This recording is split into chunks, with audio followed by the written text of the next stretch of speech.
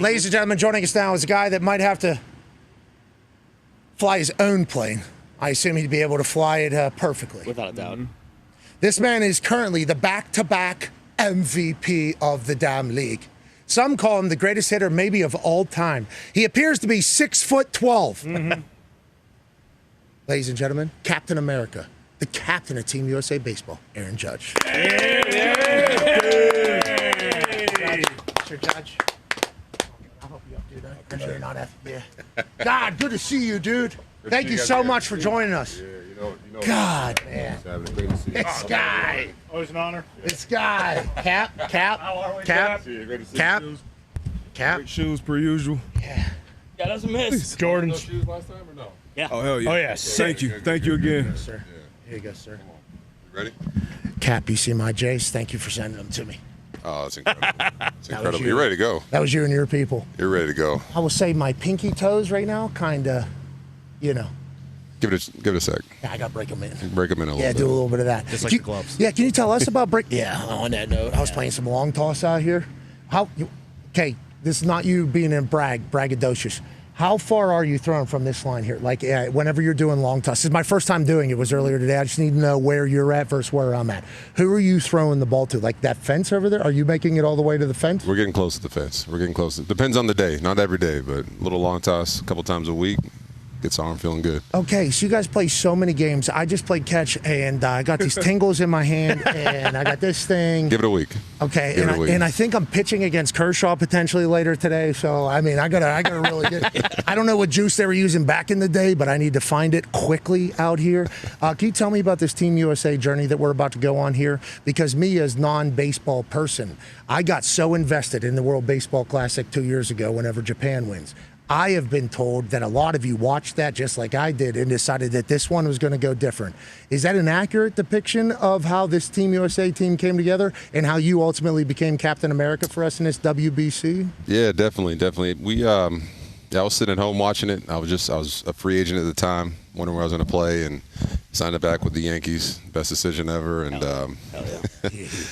and yeah, Team USA in the championship. They lose to Japan, and you know we kind of all were texting like, man, we got 3 more years. We're gonna rewrite the ship here. And boys are fired up. I got a call from D-Row. Hey, I want you to be the captain. I want you to bring the boys in. Awesome.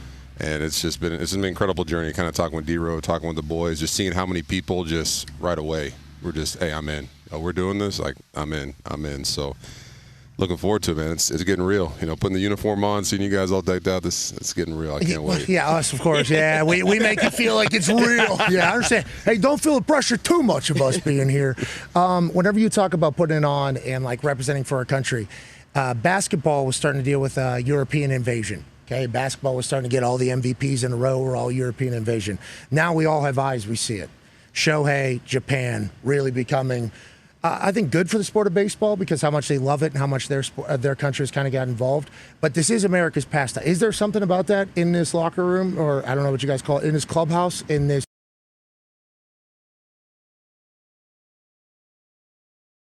About that? Because the NBA guys, I think we're starting to talk about it like, hey, this is not how this is supposed to go. Is there a natural conversation about what's happening whenever it comes to like these types of international events for your sport, our sport, America's pastime? You know, first off, I think it's beautiful how much the game has grown. I think it's wonderful seeing kids all across the world getting a chance to see the best of the best play and like grow the game. You're seeing kids who've never played baseball, never heard of baseball, getting a chance like, hey, let's check this thing out. So I love that aspect, but it's America's pastime, man. Come on, we gotta seal this thing out. Yes, we do. D-Bot has a question for you, Aaron. Yeah, I got a question for you. It's I'm gonna compare it to golf because I got a lot of internal dialogue when I'm standing over that ball. Maybe too much, maybe too many swing thoughts. What's it like when you enter that batter's box? Is there, or before you're entering that, with that matchup through in between pitches, maybe? What's that internal dialogue like for you? Wow, for me, it starts on deck. When I'm on deck, you know, there's a certain breathing technique. I'm kind of visualizing the pitcher. I'm kind of thinking about how that bat's going to go, what the situation's going to be. But I think one of the coolest things, I was talking to Harper before the postseason this last year, and he texted me probably the coolest thing. He was like, hey, one thing I tell myself every postseason, every big game, it's like, own the moment, don't let the moment own you. You know, there's so much unknown. You don't know what's going to happen. Like, own the moment. Big spot, nobody's on. Who cares? Go out there and own it. And, like, it gave me chills. I was sitting there, and like before I walked into the steps in Yankee Stadium, we're about to play the Red Sox, and before I went out there, I was like, hey, own the moment, and then.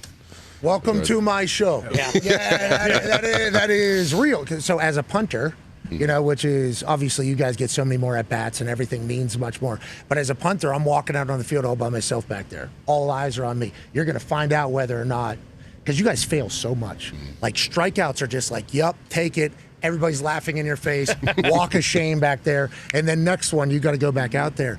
Once I clicked in my mind,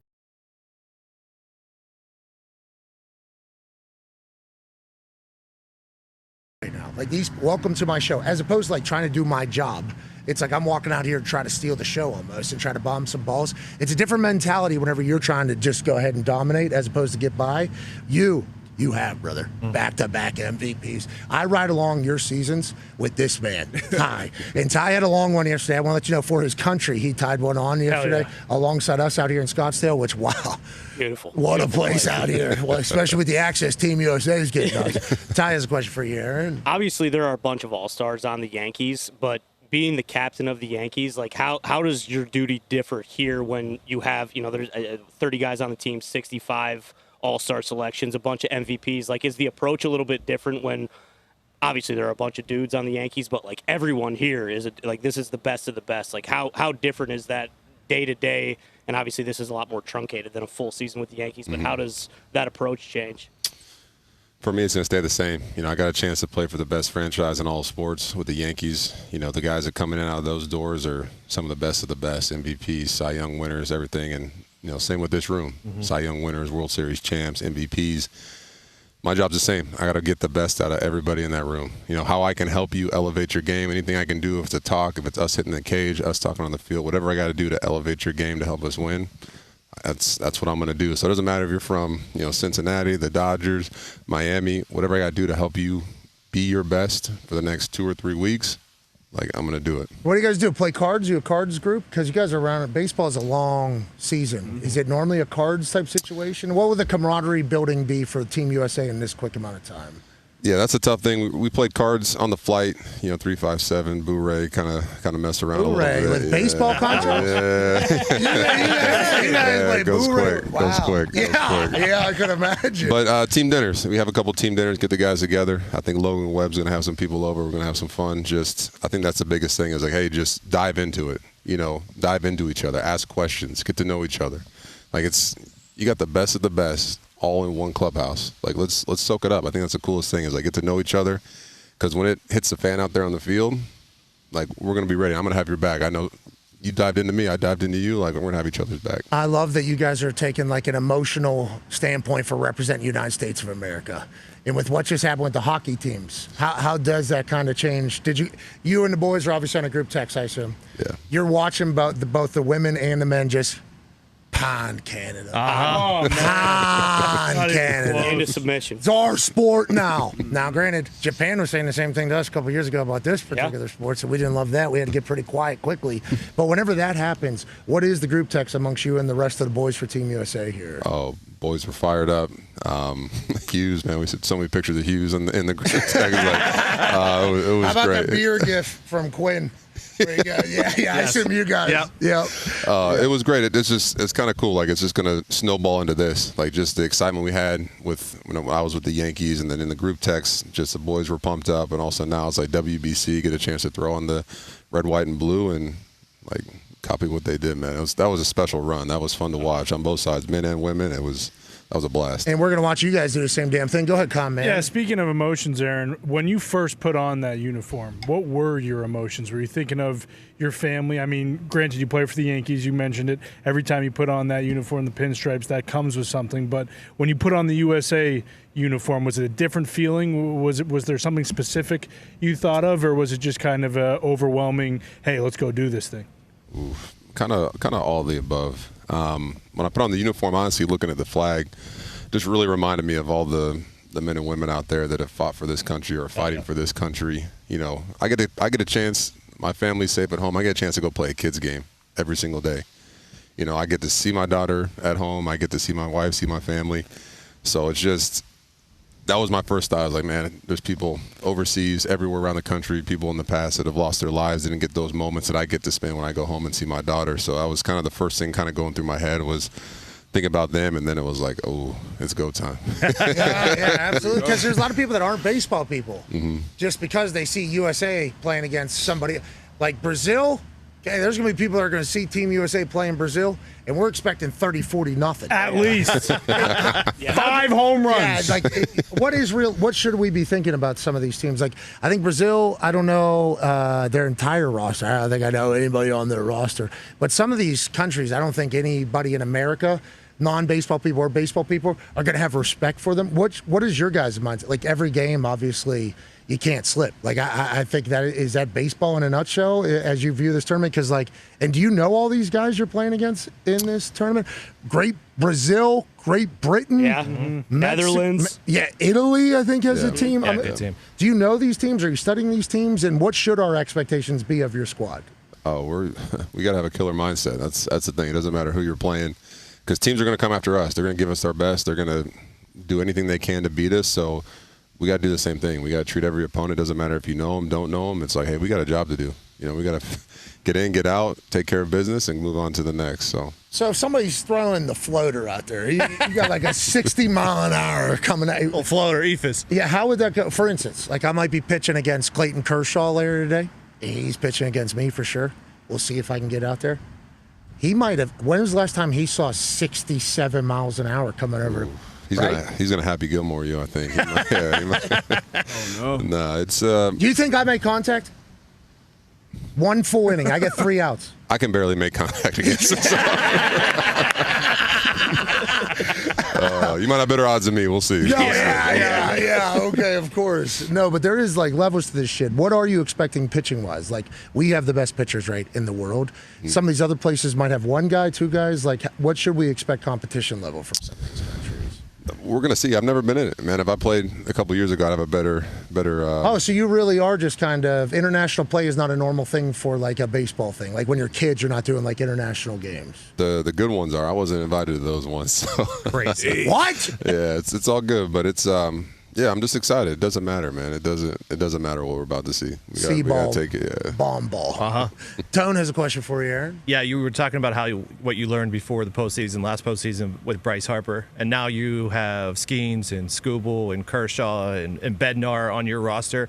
Like during these next couple weeks, are you going to try to pick their brains as well to kind of get into the? Do you think they'll even divulge information to you to help you the next few weeks since you guys are teammates?